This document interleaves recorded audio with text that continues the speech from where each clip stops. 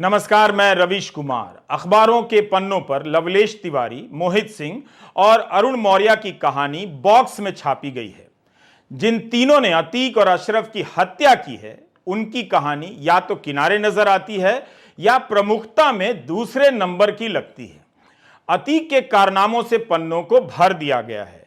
जाहिर है पहले भी भरा ही गया होगा और भरा भी जाना चाहिए। जब मार्च के महीने में अतीक को साबरमती जेल से प्रयागराज लाया जा रहा था, बॉक्स आइटम से मेरा मतलब इस तरह से है जैसे यह कोई मामूली जानकारी हो। वैसे जो जानकारियां छापी गई हैं उनसे बहुत कुछ पता नहीं चलता है। सभी अखबारों में थोड़े बहुत अंतर के साथ एक तरह की कहानी छपी है। लवलेश तिवारी बांदा का रहने वाला है, मोहित सिंह हमीरपुर का और अरुण मौर्य कासगंज का। तीनों एक दूसरे को पहले से जानते थे या पहली बार घटना स्थल पर मिले? क्या यह पहला अपराध था जिसे तीनों ने साथ मिलकर अंजाम दिया? इसका किसी भी अखबार में साफ उत्तर नहीं मिलता है। जबकि 15 अप्रैल की रात हत्या होती है और हम 17 अप्रैल के अखबारों में छपी जानकारी के आधार पर विश्लेषण कर रहे हैं। ऐसा लगता है कि अखबारों से क्राइम की रिपोर्टिंग खत्म कर दी गई है, जबकि यह उनका मजबूत पक्ष हुआ करता है। अतीक और अशरफ की हत्या कैमरे पर कर दी गई। हत्या करने वाले तीनों वहीं आत्मसमर्पण कर देते हैं। इसके बाद भी यूपी के किसी अखबार में किसी भी अपराधी के बारे में बहुत डिटेल नहीं छपा। किसी अखबार की रिपोर्ट से नहीं लगा कि बहुत ठोस पड़ताल की गई हो। हमने अमर उजाला, दैनिक जागरण, इंडियन एक्सप्रेस से लेकर द वायर की रिपोर्ट में देखा कि इनके बारे में क्या क्या छपा है। उसके आधार पर इनकी प्रोफाइल बनाने की कोशिश की है। लवलेश तिवारी बजरंग दल का सदस्य था या नहीं, छपा है और छाप कर छोड़ भी दिया गया है। विश्व हिंदू परिषद ने आधिकारिक तौर पर कहा है कि यह अफवाह है कि लवलेश तिवारी बजरंग दल का सदस्य था। इस पर ध्यान न दें। 22 साल का लवलेश जिस तरह से गोलियां चला रहा था, उससे यही लगता है कि बिना प्रोफेशनल ट्रेनिंग के यह संभव नहीं। अखबारों में इसके बारे में जो डिटेल छपा है उससे लगता है कि बहुत मामूली अपराधी है, मगर पिस्टल चलाने के अंदाज से कोई भी समझ सकता है कि यह किसी बड़े गैंग का हिस्सा होगा या खुद पेशेवर अपराधी है। जाहिर है बांदा जिले से आई डिटेल से इन सब की जानकारी नहीं मिलती है। अमर उजाला में छपा है कि हत्याकांड के 6 दिन पहले घर आया था, फिर चला गया। भास्कर में लिखा है 7 दिन पहले आया था। पिता ने कहा है कि उससे कोई संबंध नहीं था। यहां पर यह थ्योरी थोड़ी कमजोर नजर आती है। अब आप आइए दैनिक जागरण की खबर पर। तस्वीर भी देखिए, गले में सांप लिपटा है। जागरण में लिखा है कि यह हनुमान मंदिर में रोज झाड़ू लगाया करता था। कोविड के समय लोगों की बहुत मदद की है। जब लड़की को थप्पड़ मारने के आरोप में जेल गया तब कई लोगों ने चंदा कर उसे छुड़ाया था। एक मामूली आदमी को जेल से छुड़ाने वाले ये कई लोग कौन रहे होंगे, इसका जवाब खोजा जाना चाहिए। इस एक लाइन से लगता है कि उसे कई लोग जानते थे। क्या पता राजनीतिक लोगों ने भी जेल से बाहर कराने में मदद की हो। अगर पिता और भाई के अनुसार यह नशे का आदी था तो नशेड़ी को जेल से छुड़ाने में कई लोग मदद क्यों करेंगे? मदद करने वाले कौन थे? वायर ने लिखा है कि मां कह रही है कि लवलेश हनुमान जी का भक्त था। जागरण ने एक और बात लिखी है, लवलेश तिवारी ने 50 लोगों का गैंग बनाया था। हम अपनी तरफ से इसकी पुष्टि नहीं कर सकते, लेकिन अखबार ने जो लिखा है और अगर सही है तब तो यह साधारण बात नहीं है। यूपी पुलिस को तुरंत ही इन 50 लोगों को पकड़ना चाहिए और देखना चाहिए कि इनके कारनामे क्या हैं। जानना चाहिए कि अखबार ने क्यों लिखा। ऑल्ट न्यूज ने लवलेश तिवारी के फेसबुक पेज से कुछ तस्वीरें निकाली हैं। इन तस्वीरों में केंद्रीय मंत्री स्मृति ईरानी देखी जा सकती हैं। आपसे गुजारिश है कि निष्कर्ष निकालने में जल्दी ना करें, क्योंकि वहां केंद्रीय मंत्री हैं। बस सवाल पूछिए कि क्या यह कार्यकर्ताओं का कोई सम्मेलन था, क्योंकि बंद हॉल की तस्वीर लगती है, या खुला अधिवेशन जैसा था जहां भी कोई भी आ जा सकता था। क्या मंत्री के सामने बैठे लवलेश को वहां मौजूद लोगों में से कोई पहचानता है? अगर हां तो इसकी पहचान किस तरह की रही होगी? क्या यह इतना महत्वपूर्ण कार्यकर्ता रहा होगा कि यहां तक पहुंच गया? यह सब जांच का विषय होना चाहिए। जागरण ने अपनी रिपोर्ट में लिखा है कि लवलेश खुद को बजरंग दल का जिला सह सुरक्षा प्रमुख बताता था। हम नहीं जानते कि इस तरह का पद होता भी है या नहीं। कोई यूं ही बताता फिरेगा कि वह बजरंग दल का जिला सुरक्षा प्रमुख है। किससे बताता होगा और क्या यह कभी बजरंग दल के वहां के नेताओं को पता चला था? जागरण ने खबर के आखिर में लिखा है कि बजरंग दल के जिलाध्यक्ष अंकित पांडे का कहना है कि लवलेश हमारे संगठन का सदस्य नहीं था, कार्यकर्ता और पदाधिकारी भी नहीं था। उम्मीद है अखबार अपनी आगे की रिपोर्ट में इस पहलू को लेकर और पड़ताल करेगा, मगर आज के अखबार में यह बात बहुत जरूरी तथ्य के रूप में नहीं छापी गई है। द वायर के लिए आलिशान जाफरी ने लवलेश के साथ दिख रहे बजरंग दल के नेता से बात की, मगर इस नेता का नाम नहीं छापा गया है। हम फिर से बता दें कि विश्व हिंदू परिषद ने इसे अफवाह बताया है कि लवलेश बजरंग दल से जुड़ा था। हत्या करने वाले कौन हैं, इसकी जांच यूपी सरकार करा रही है, सत्य सामने आ जाएगा, यह विश्व हिंदू परिषद ने कहा है। द वायर की रिपोर्ट में बजरंग दल वाले ने बताया है कि वह 15 दिन पहले बर्थडे पार्टी में लवलेश से मिला था, उसे लंबे समय से जानता है।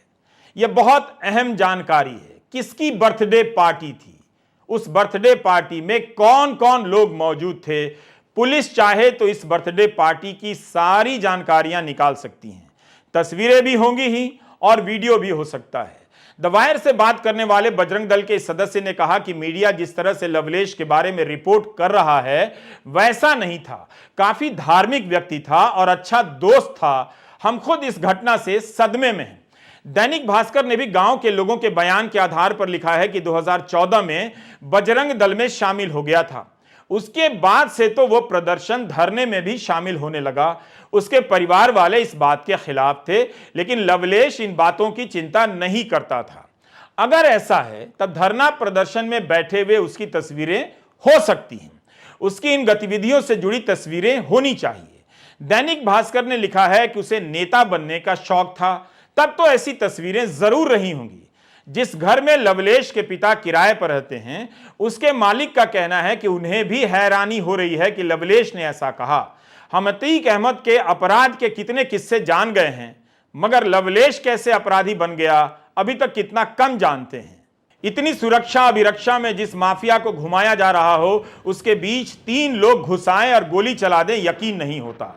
हो भी सकता है कि इन्हीं तीनों का दिमाग रहा हो, लेकिन यह सवाल जवाब तो मांगता है कि लवलेश जिस अंदाज से पिस्टल चला रहा है, उससे यही लगता है कि वह किसी मजबूत गैंग का हिस्सा है, उसे किसी तरह का प्रशिक्षण हासिल है। हम गोली चलाने और हत्या से जुड़े दृश्य नहीं दिखा रहे हैं, क्योंकि YouTube इसकी इजाजत नहीं देता है, और यह सही भी है। लवलेश किसका मोहरा है? क्या वह कोई मास्टरमाइंड है जो सामने नहीं आ रहा है? क्या कभी यह देश जान पाएगा? लवलेश तिवारी के परिवार का बयान भी अजीब है। एक बयान है वो बेरोजगारी के कारण हताश था, पिता की बात नहीं सुना करता था। एक जगह छपा है 6 दिन पहले आया, नहा कर चला गया। इसका मतलब आता जाता रहा होगा। हो सकता है कि इतनी बड़ी घटना के बाद पिता ने खुद को किनारे कर लिया हो। ध्यान रखना चाहिए कि परिवार के अलग अलग सदस्य अलग अलग बातें करते हैं, इसलिए हम पिता की ओर इशारा नहीं कर रहे हैं। हम बस यही सवाल कर रहे हैं कि घर और मोहल्ले में क्या इसकी किसी भी तरह की धाक रही होगी? इसके संबंध राजनीतिक और धार्मिक संगठनों से हो सकते हैं, है भी या नहीं। तीनों हत्यारों के परिजन पहले ही कर चुके हैं किनारा। अमर उजाला की हेडिंग अपनी जगह सही हो सकती है, मगर यह बहुत ही विचित्र संयोग है। तीनों के परिवार वाले एक ही तरह की बात करते नजर आते हैं।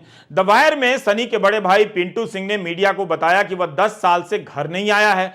पिंटू ने कहा, आपराधिक मामलों में उसकी संलिप्तता के कारण हमने उससे नाता तोड़ लिया था। बांदा के लोमर गांव निवासी लवलेश तिवारी के पिता यज्ञ कुमार तिवारी प्राइवेट ड्राइवर हैं। बड़ा माफिया बनने के लिए वारदात को अंजाम दिया, अमर उजाला की खबर है। सूत्रों के अनुसार पुलिस की पूछताछ में तीनों ने कहा कि वह बड़ा माफिया बनना चाहते हैं, इसलिए उन्होंने इस घटना को अंजाम दिया। तीनों हत्यारों ने कहा कि वह कब तक छोटे मोटे शूटर बने रहेंगे। हो सकता है यही बात हो, मगर इस बात पर हंसी भी आती है। जिस यूपी में मुख्यमंत्री योगी आदित्यनाथ दिन रात माफिया को चेतावनी दे रहे हों, उस यूपी में कोई इसलिए बेचैन है कि कब तक छोटे मोटे शूटर बने रहेंगे। मतलब एनकाउंटर कर दिए जाने की इतनी खबरों के बीच वो अपना प्रमोशन, और वो भी माफिया के लेवल का, कराना चाहता है ना? कमाल की बात।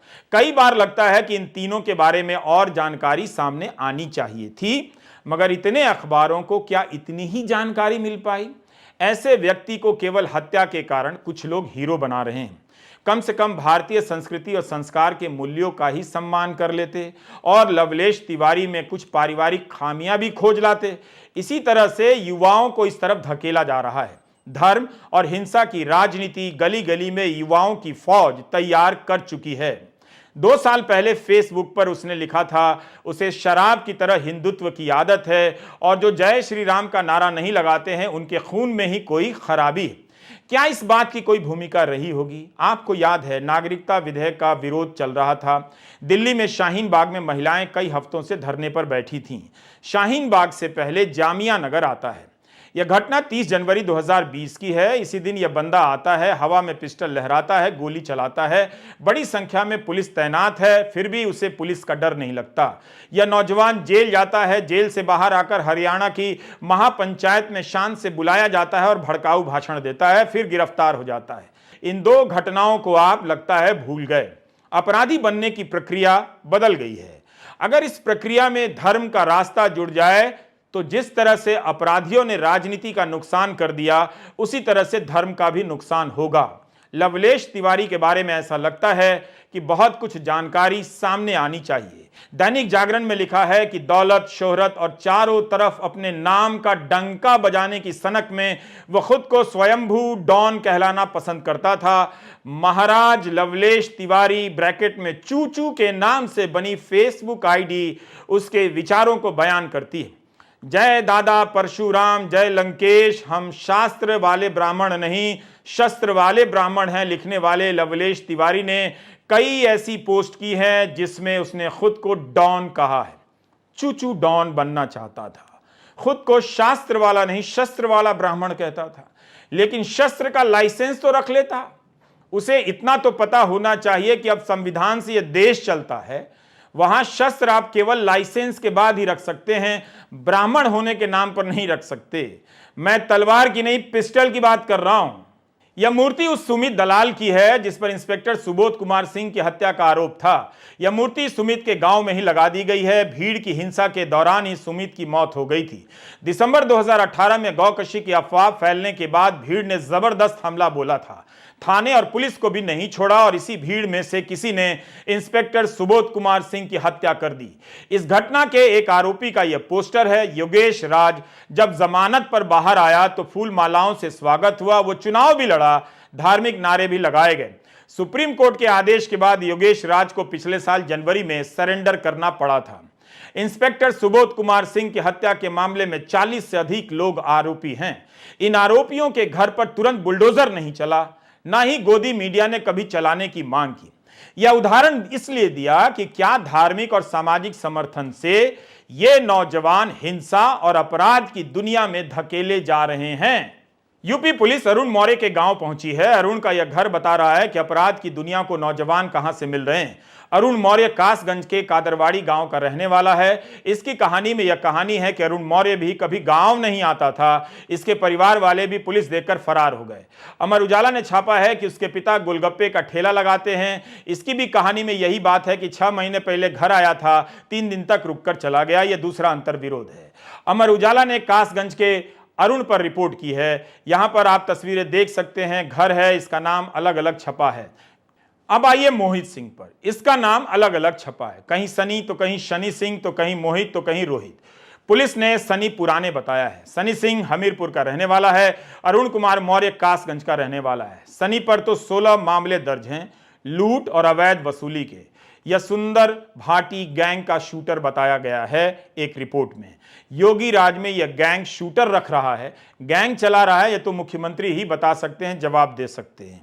एक बात और है, इन तीनों में अपराध की दुनिया का अनुभव मोहित सिंह का ज्यादा है। उसे पश्चिमी यूपी के गैंगस्टर से जोड़ा जा रहा है, मगर सारा फोकस लवलेश तिवारी पर भी है। इन तीनों की कहानी में कुछ बातें कॉमन हैं। तीनों घर या गांव नहीं जाते थे, मगर 3 में 2 के घर आने और ठहरने की भी खबरें छप गई हैं। तीनों के माँ बाप गरीब हैं, दिहाड़ी मजदूरी करते हैं, तीनों अलग अलग जिलों के हैं। सवाल है कि इनके पास पिस्टल कहां से आई 7 लाख की? उसके लिए पैसा कहां से आया? क्या कोई चौथा भी है जिसने इन तीनों को मिलाया, पिस्टल की सप्लाई की? क्या कोई पुलिस के भीतर का कोई है जो इसमें शामिल हो सकता है? कपिल सिब्बल के सवाल भी गूंज रहे हैं। मेडिकल इमरजेंसी नहीं थी तब रात के 10 बजे क्यों ले जाया गया? मीडिया को क्यों करीब आने दिया गया? 7 लाख की पिस्टल कैसे मिली? गोली चलाने में दक्ष और हत्या के बाद तीनों का आत्मसमर्पण कर देना। क्या वो चौथा ऐसा है जो सिस्टम के भीतर है, सिस्टम से जुड़ा हुआ है और जिससे जुड़ा है माफिया को बचाने वाला तंत्र है? उम्मीद है 2 महीने बाद जब जांच रिपोर्ट आएगी इन सवालों के जवाब मिल जाएंगे। नमस्कार, मैं रवीश कुमार।